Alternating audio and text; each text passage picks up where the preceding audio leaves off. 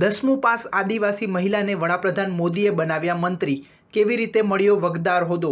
2 વાર લોકસભા સાંસદ રહી ચૂકેલા 46 વર્ષીય સાવિત્રી ઠાકુરે રવિવારે વડાપ્રધાન નરેન્દ્ર મોદીના કેબિનેટ સભ્ય તરીકે પદ અને ગુપ્તતાના શપથ લીધા.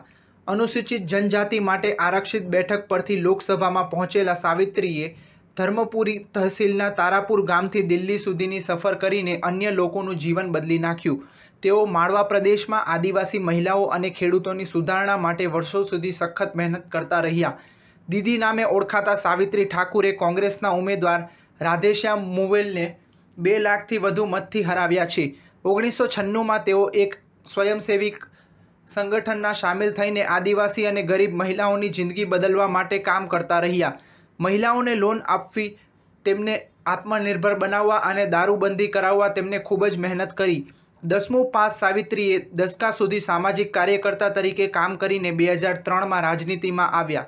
સાવિત્રી તેમના પરિવારમાં એવા પહેલા સભ્ય છે કે જેમણે રાજનીતિમાં પ્રવેશ કર્યો હોય. તેમના પિતા વન વિભાગમાં નોકરી કરતા અને તેમના પતિ ખેડૂત છે. 2003માં સાવિત્રી ભાજપમાં સામેલ થયા અને જિલ્લા પંચાયત સભ્ય બન્યા હતા અને 1 વર્ષ બાદ જ પાર્ટીએ તેમને જિલ્લા પંચાયત અધ્યક્ષની જવાબદારી સોંપવામાં આવી હતી. 2014માં તેઓ ધાર બેઠક પરથી 1 લાખ મતથી જીત હાંસલ કરી હતી, જ્યારે 2019માં તેમને ટિકિટ આપવામાં આવી ન હતી, પરંતુ આ વર્ષે તેમને ભાજપને નિરાશ કર્યું નથી. સ્ટાર ન્યૂઝ 7 હંમેશા સચ્ચાઈની સાથે.